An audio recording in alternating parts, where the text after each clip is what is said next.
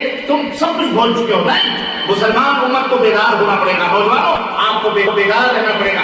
آپ کو اخباروں سے نظر رکھنا پڑے گی، آپ کو جریدے دیکھنا پڑیں گے، نیوزوں کو بھی نظر رکھنا پڑے گی. دنیا کے اندر کیا ہو رہا ہے آپ کو مکمل طور پر اس کی جانکاری ہونی پڑے گی. اسی طرح سے اس سے کہیں زیادہ آپ کو اپنے مخالف جو دھرم ہے، جو دین ہے، جو مذاہب ہیں، ان کا مطالعہ بھی رکھنا پڑے گا.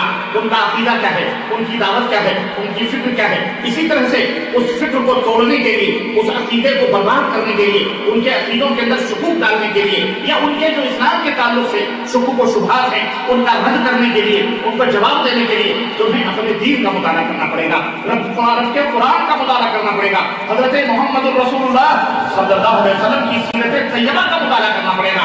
اور اسی طرح انبیاء علیہ السلام کی دعوت کا مطالعہ کرنا پڑے گا.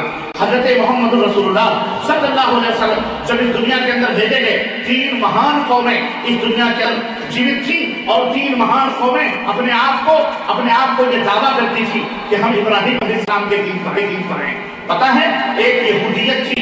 یہودیت کہتی تھی کہ ہم ابراہیم کے دین پر ہیں، ابراہیم ہمارے میں سے تھے اور ہم ابراہیم کی اولاد ہیں. دوسری طرف نصرانیت تھی، یعنی جیسس کو ماننے والے، عیسیٰ علیہ السلام پر کلمہ پڑھنے والے. یہ کہتے تھے نہیں، ابراہیم ہماری قوم سے تھے اور ابراہیم کا عقیدہ، ابراہیم کا عمل، ابراہیم کا کردار وہی تھا جو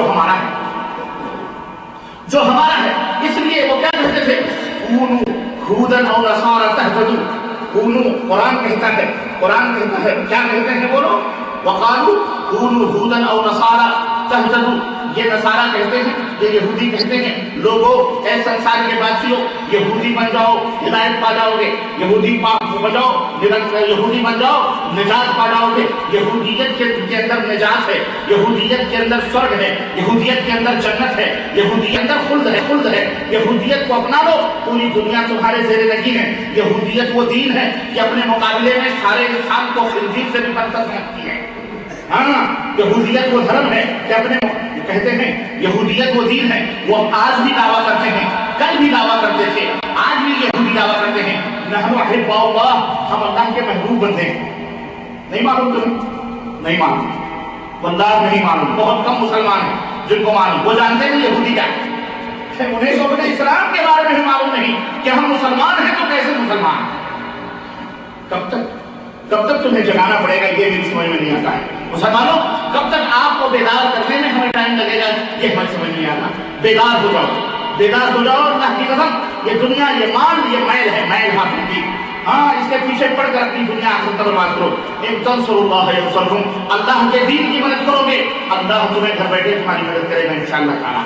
اس دین کی مدد کے لیے کھڑے ہو، اس اسلام کی سربلندی کے لیے کھڑے ہو، اور اس اسلام کی سربلندی اس طرح کرو جس طرح انبیاء علیہ السلام نے اس مشن کو آگے بڑھایا ہے. جس طرح حضرت موسیٰ، حضرت عیسیٰ اور دیگر حضرت آدم سے لے کر آخری نبی حضرت محمد رسول اللہ صلی اللہ علیہ وسلم نے اس مشن کو آگے بڑھایا ہے. میرے یاروں اور میرے دوستوں اور بھائیوں اور میری ماں اور بہنوں، غور سے سنو. کہتے تھے کونوا ہودن اور نصارا تہتدوا. یہودی کہتے تھے یہودی بن جاؤ ہدایت پا جاؤ گے، نجات پا جاؤ گے، ہاں خلاص جنت میں چلے جاؤ گے. نصرانی کہتے تھے نہیں، تم نصرانی بن جاؤ جنت پا جاؤ گے، نصرانی بن جاؤ سورگ پا جاؤ گے، نصرانی بن جاؤ اللہ کے محبوب بن جاؤ گے. اللہ اکبر. اللہ فرماتا ہے قل بل ملت ابراہیم حنیفا وما کان من المشرکین. اے میرے حبیب، ان دونوں سے کہہ دو کہ بل ملت ابراہیم حنیفا، ارے ابراہیم کی ملت پہ آ جاؤ. نہ یہودی بنو نہ نصرانی بنو. کس کے دین پر آ جاؤ؟ بولو، ابراہیم کے دین پر آ جاؤ. ابراہیم کون تھے؟ حنیفاً، اللہ کی طرف اپنے رخ کو موڑنے والے تھے. تمام شرک اور خرافات کی وادیوں سے دور ہٹ کر اللہ کی سیدھی راہ پر اپنے رخ کو کرنے والے تھے. وما کان من المشرکین، اور وہ مشرک نہیں تھے. وہ مشرک، کتنی بڑی بات اللہ تعالیٰ نے کہی. کیا وہ مشرک؟ گویا مشرک ہونا سب سے بڑی نجاست اور گندگی کو لپیٹنا ہے کہ مشرک ہونا سب سے گندا، فسخ اور سب سے ذلیل کام ہے. اور اسی لیے اللہ تعالیٰ نے فرمایا ان الذین کفروا من اہل الکتاب والمشرکین فی نار جہنم خالدین فیہا ابدا. جو مشرک ہیں وہ ہمیشہ کہاں رہیں گے؟ اللہ تعالیٰ نے فرمایا کہ جو مشرک ہیں اولئک ھم شر البریہ، اولئک هم شر البریہ، وہ دنیا کی بدترین مخلوق ہے۔ اعوذ باللہ، دنیا کی خنزیر بھی اللہ کی مخلوق ہے، پیخانوں میں ننھے منھے کیڑے رہتے ہیں، وہ بھی اللہ کی مخلوق ہے۔ ہاں، یہ مشرک اس سے بھی بدتر، اس سے بھی ذلیل ہوتا ہے۔ اسی لیے یہ بہت بڑا تمغہ ہے، یہ بہت بڑی کامیابی ہے، یہ بہت بڑی فتح اور کامرانی ہے کہ آدمی مشرک نہ ہو۔ نبی کے لیے اللہ فرماتا ہے وما کان من المشرکین، وہ مشرک نہیں تھے، یعنی اللہ کے سوا ان صلاتی، وہ کیا کہتے تھے؟ ان صلاتی و نسکی و محیایا و مماتی للہ رب العالمین، میری زندگی، میری قربانی، میرا مرنا، میرا جینا، میری عبادت، میری بندگی، یہ سب کچھ کس کے لیے ہے؟ اللہ عز و جل کے لیے ہے۔ یہ کسی درگاہ والے کے لیے نہیں، یہ کسی دیوا دیوی دیوتا کے لیے نہیں، یہ کوئی مندر یا کسی پجاری کے لیے نہیں، یہ کسی خواجہ کسی غوث کے لیے نہیں، یہ کسی پیر پگاڑے کے لیے نہیں، للہ رب العالمین، کس کے لیے؟ اللہ عز و جل کے لیے ہے۔ ہماری زندگی، ہمارا اڑنا، ہمارا سونا، سب کچھ اللہ عز و جل کی رضا اور خوشنودی کے لیے۔ یہ حضرت ابراہیم علیہ السلام کہتے ہیں۔ عرض کرنے کا مطلب یہ ہے کہ اللہ تبارک و تعالیٰ نے ان دونوں قوموں کے سامنے یہ دعوت رکھی اور کہا یہودی نہ بنو، نہ نصرانی بنو، ملت ابراہیمی پہ جمع رہو۔ تیسری قوم تھی مشرکین مکہ کی، کفار مکہ کی، وہ بھی کہتے تھے، اللہ کے رسول صلی اللہ علیہ وسلم نے فرمایا کہ لوگوں لا الہ الا اللہ کہہ دو فلاح پا جاؤ گے، کامیاب ہو جاؤ گے۔ تو کفار مکہ اور مشرکین مکہ ڈٹ گئے اور انہوں نے کہا کہ یہ کون سی دعوت تم پیش کر رہے ہو؟ یہ دعوت تو ہمارے باپ داداؤں نے نہیں پانی تھی، ہم تو باپ داداؤں کے دین پر ہیں اور ہمارے باپ دادا ابراہیم کے دین پہ تھے۔ کس کے دین پہ تھے؟ ابراہیم کے دین پہ تھے۔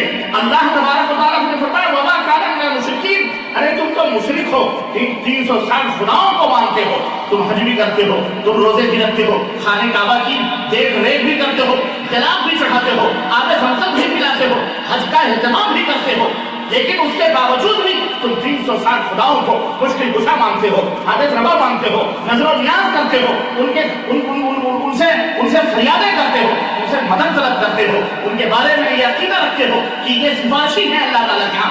اللہ نے فرمایا یہ ابراہیم کا عقیدہ نہیں تھا، وما کان من المشرکین، یہ شرک باللہ ہے، یہ ابراہیم کا عقیدہ نہیں تھا، ابراہیم مشرکوں میں سے نہیں تھے۔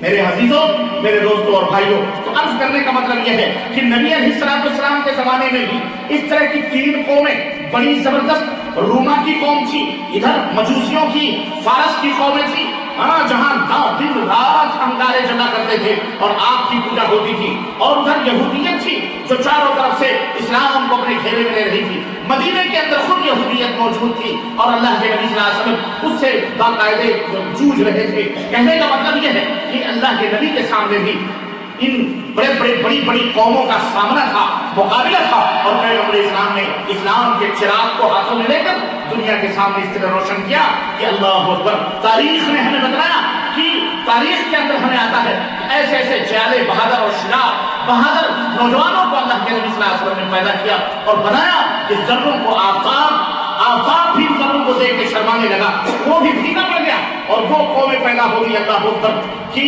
حضرت وہ قومیں پیدا ہوئی کہ ابن عامر رضی اللہ تعالیٰ